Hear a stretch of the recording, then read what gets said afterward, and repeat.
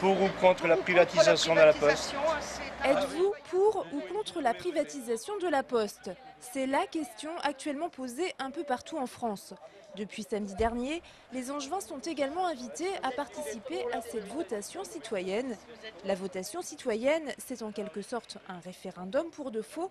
Elle n'a aucune valeur juridique. Son intérêt, c'est de lancer un grand débat national autour d'un projet de loi qui prévoit de changer le statut de la Poste. Je suis contre, bien entendu.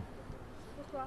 Eh bien, parce que c'est un service public, qui doit rendre service au public et non pas apporter de l'argent à des futurs actionnaires.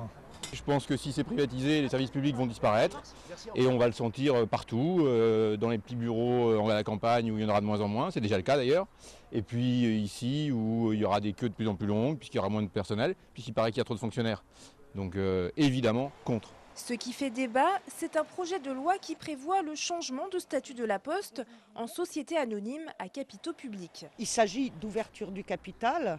Il s'agit, à un moment donné, on parle d'ouverture du capital avec des capitaux publics, sauf que dans la durée, ça donne quoi? Et avec des postiers qui pourraient devenir actionnaires.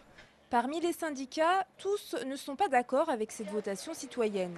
L'UNSA Poste et la CGC déclarent être formellement opposés à la privatisation de la Poste, mais pensent qu'il faut changer de statut afin de permettre une augmentation du capital par des fonds 100% publics.